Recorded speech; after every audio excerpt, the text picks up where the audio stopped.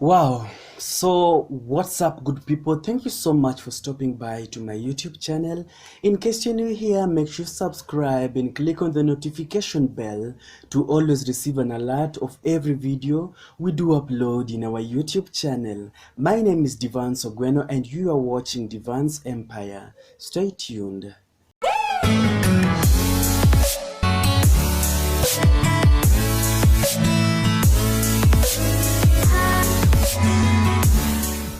So I'm going to start today's conversation with this question. Are you what you wanted to be in life? While growing up, we all had different dreams. We wanted to be successful in life. There are some of us who wanted to be doctors, some of us wanted to be journalists, some of us wanted to be fishermen, some wanted to be farmers, some wanted to be teachers, and so on and so forth. I grew up in an orphanage, Gethsemane Garden Academy, and there was this time this question was posed to us when we were in primary school. We were asked, what do you want to be in life after school? Some girl raised her hand up and said, teacher, teacher, teacher, me. And then when she was given an opportunity, she said, I want to be a European when I complete school. Well, by then it wasn't funny, but today we look back and find it so funny. Why did she want to be a European? But I come to understand. We were told when you complete school, you'll have a good life. You'll be successful. You will have all the money and everything that you ever wanted to have. That is all we wanted to have. Back then in the orphanage, we were mostly sponsored by these white men or wazungus. Whenever they came to our school, they came by planes, they had money. They were given all the respect they deserved, all the good foods they were cooked for, So we felt like being a European was a good occupation by then, not knowing that being a European is just like being a Kenyan or being a Somali, being a Chinese, But today we understand who being a European is. Personally, while growing up, I wanted to be a journalist.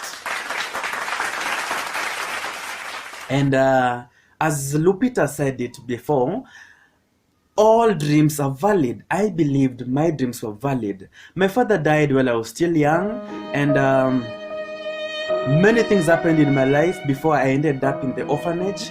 And I thank God so much for the director of that orphanage, because through him, we got to study, we got the education we deserved, we got to learn morals, we were taught good habits, and through him, we understand what life is all about. I am so grateful to God for connecting me to that man, Naftali Mata. God bless you so much. Even as you watch or listen to this video, wherever you are, let God shower his blessings upon your life. I did my primary school. Later, I joined my secondary school, of which I passed so well. I joined campus, and I knew my dream to be a journalist was just going to be successful, not knowing what life had for me in future. But having learnt in the orphanage could only accommodate us for a particular duration.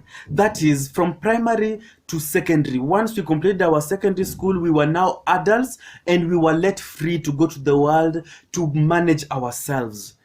So, life after secondary meant that now you have to be independent, get a job, and then see what you can do. Some people still manage to get scholarship or sponsorship, and they were sponsored up to the college level or a university level to go and do any course of their choice that they decided to do, because maybe they could not afford. Some people never even had a home. They considered this orphanage as a home. So in today's video, I'm also going to talk about my hustles before I go to where I am today. I remember before joining campus, now I have just completed my secondary school. I have to look for money. I knew nobody was there for me. Nobody was going to help me raise money for my campus. And to join university, you needed money for upkeep, you needed school fees, and you needed money for many other stuff. And so my brain had to work at this point. I went to stay at my sister's place where my sister is married. My sister is married and stays in the lake regions in an island, a very beautiful island. If you've never visited an island, try visiting one of the many islands in Lake Victoria. That's where my sister lives, and I also live where I was born in a different island, one of the biggest islands in Lake Victoria, called Mfangano Island. That is where my home is. But my sister stays in a separate island, many kilometers away from our home. So while I was staying at her place, I must say she was privileged. She had this good wealth. So the wealth of people living around the lake regions is determined by how many fishing boats you have, because people who lived around the lake regions, the main source of income is fishing, not even farming, fishing. Especially for my place, we river lake nilots, Luos, I mean the Suba people, we normally do fishing, we practice fishing. And so my sister had these fishing boats. The first thing I did when I went to her, I told her, you know what, sis, I need you to give me a job because I need money. Of course, that by that time I needed money. I was an adult, I was over 18. I couldn't borrow my sister money to buy boxers or underwears. I couldn't borrow her money to buy, maybe some clothes or maybe credit for my phone. I had to struggle as a man to find for myself. And so I asked her for a job. And the first job she gave me was to help manage her fishing business. She had these fishing boats where she would fish omena and also fish this kind of fish called mbuta. I don't know, mbuta, is it Nile perch or tilapia? One of them. And so I used to help her manage her business, of which at the end of every month, I knew she would give me something. But it turned out different. Blood is thicker than water. My sister didn't see me as her employee, but she saw me as a brother, of which she found it difficult to now count, money to pay me for working for her. So at the end of the day, I needed money, but she couldn't give me the money even if I borrowed that. She wasn't willing to give me money for free because she would say, you are a big person now. Find for yourself. But how was I going to find for myself if I was working for her but she wasn't paying me? And it was also difficult to ask her, demand a payment from my sister, like now, at now give me money, at its end month now pay me. It was difficult because at the end of the day, she was feeding me, she gave me a home, I could not ask her for money. So I had to think of an alternative. And the option that came into my mind was to try business. I didn't have capital, but I had to make money because, as we all know, I had just completed my Form 4 school and time was really moving on so fast. By then, we needed, after completing high school, we had a duration of about 8 to 10 months to join campus. Time was coming so fast. I was only left with the 2 months to join campus, but I had not yet received any money at all. And from the stories we had about joining campus, you needed to have good money. You understand?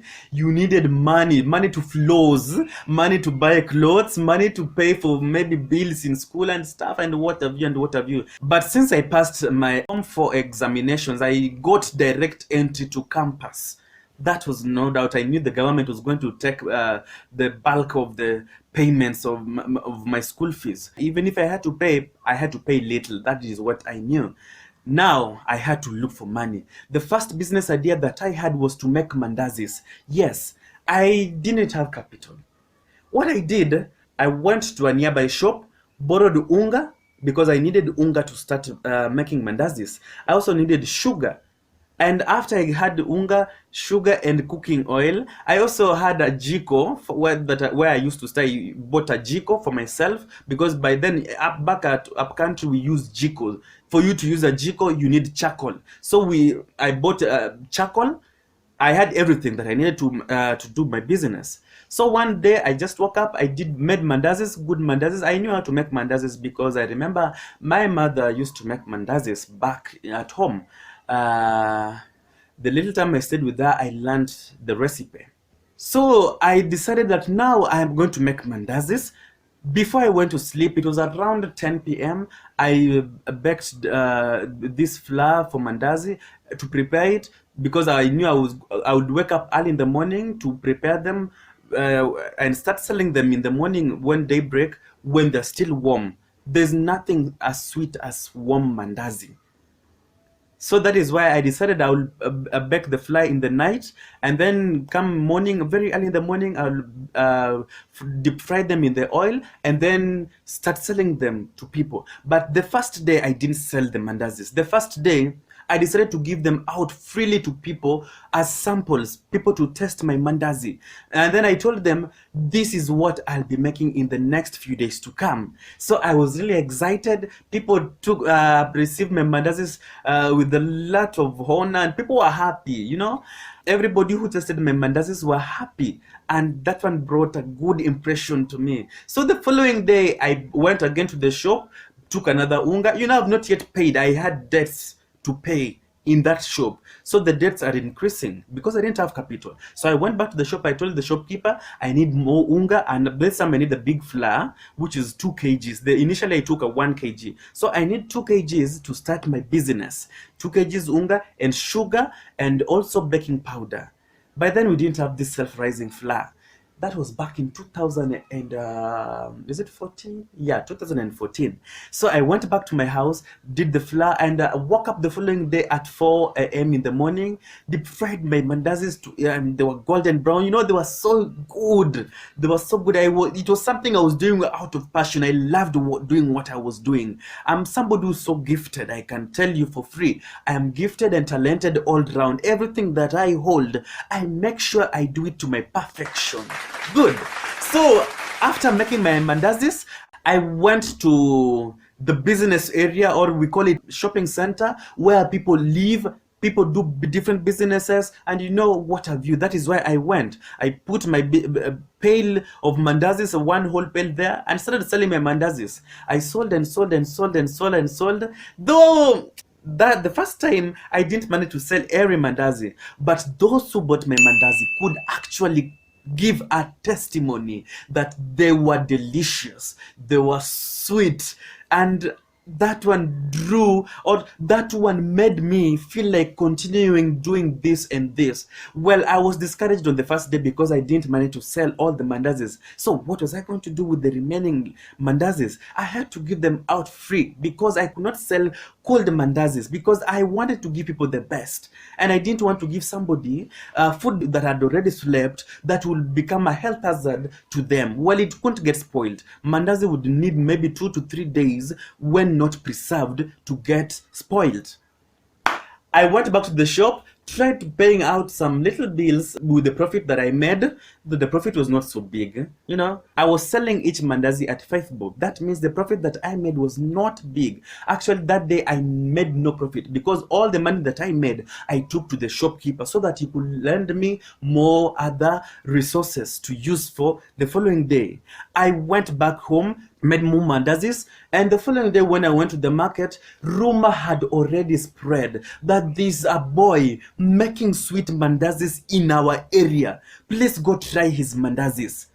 Good. I made sure that I invested in this mandazis. Quality was my number one priority. The mandazis had enough, you know, we call it meat. Ilikuwa na nyama ya kutosha. So I knew, yeah, I had already won the jackpot. I sold my mandazis. This day, the sales were good. They were so encouraging because I managed to sell all my mandazis. Hey, who is God? I made my profit. I went back to the shop and paid back the debts that I had, and the debts were going down day after day. This particular day, I also took another 2 kg unga and sugar and went back home, together with flour, together with cooking oil. Remember, the cooking oil, I wasn't buying much because initially I'd already bought cooking oil, and the cooking oil was really going little by little. So I didn't have to buy much as before.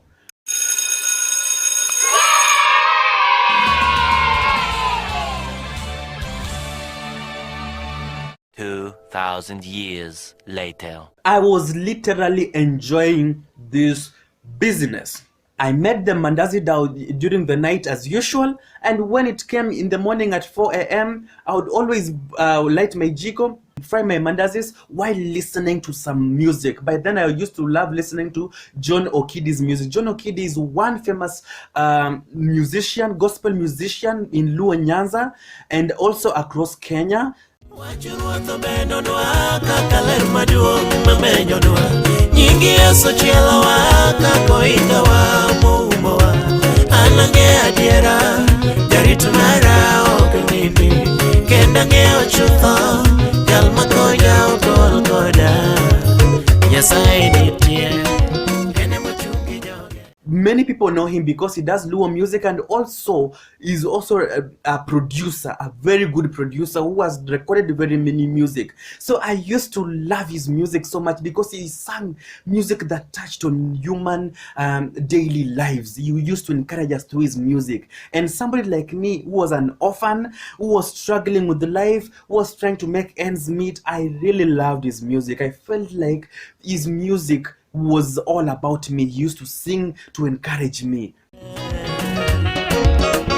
Nyasachwa neno jomowe, obiro kwegi ka gineno, jomo chai sani, no woda inyaone Nyasaye, moko no duogi, kadwaro konyo kuomi, Nyasaye nitie, ene mochungi joge, asaneno jomo. God bless you, John Okidi. We call him Papa John Okidi. God bless you wherever you are. So I continued making my mandazis for a while until the quantity that I used to make per day was not enough for people. People demanded for more and more, but my mandazis got over very early. So I increased my making. I used to buy now unga 4 kgs. Until I got to a point, now I used to make profit. Now I started saving money. And I saved money in a span of 3 weeks. I had already made enough money and to start another business. I felt like now that I make mandazis during morning hours, I have a lot of time during the day. What can I do with this precious time? Because time is money. I do not want to waste this time. And time is really going. I'm now left with 1 month to go to school. The savings are still not enough. I want more money. Good. I decided to expand my business, and I decided to think, what other business would I do? Because I remember most of my clients were school-going kids. They would buy mandazis in the morning while going to school. Their parents will also buy for their kids mandazis. So I said, good. Now, when they're coming back from school, they really look hungry and worn out. So this is the best time that I could make something else for them. I decided to make bhajia and chips. But on a second thought, there were other people who are making chips. So I said, okay, since nobody makes bhajia, I will make bhajia. So I bought yellow food color, I bought potatoes, and also increased my cooking oil. And also on the same day, I also bought more unga for making my mandazis. So I would make dough in the evening. In the morning at 4 a.m., deep fry my mandazis, then go to the shopping center, sell my mandazis for the next 2 to 3 hours. When I'm done with selling the mandazis, I will come back to my house and chop the potatoes. And these potatoes were Irish potatoes, so good for making bhajia and chips.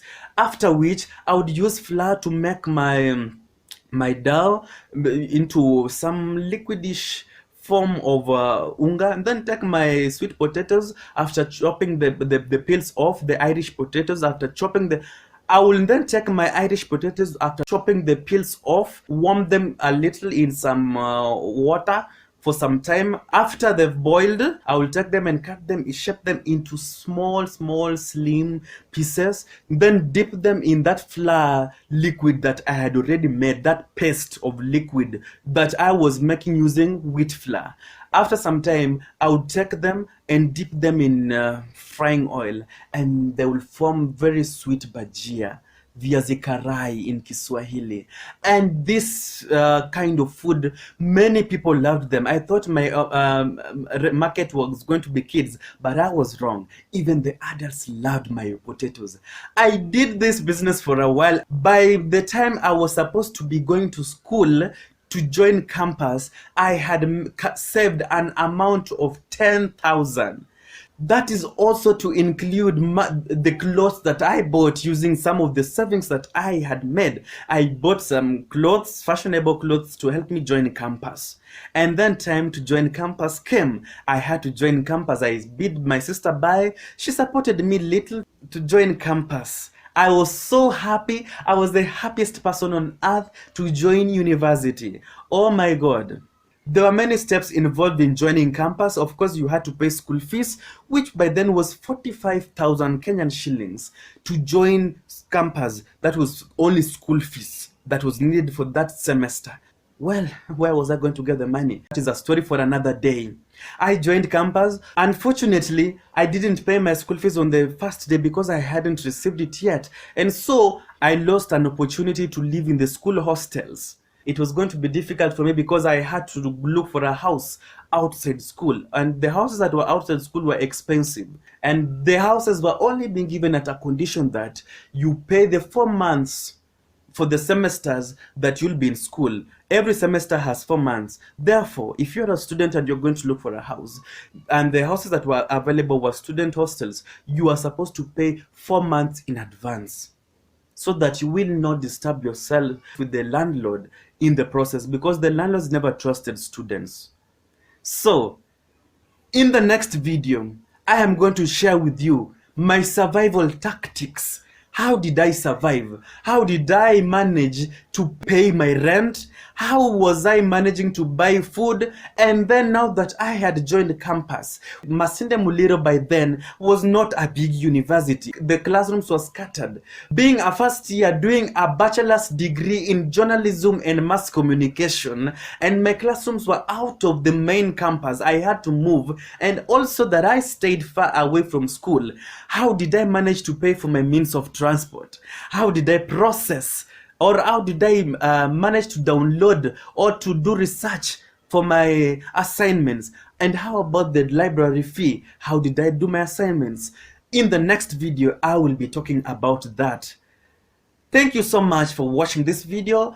Thank you so much for stopping by. Make sure you subscribe. Make sure you click the like button. Share with me any comment, anything you want to know. Let me know down in the comment box or in the comment section. Let me know what is your opinion. What was your experience before you joined campus, or what was your first business? Until next time, this is Devance Empire. See you in the next video. End of discussion.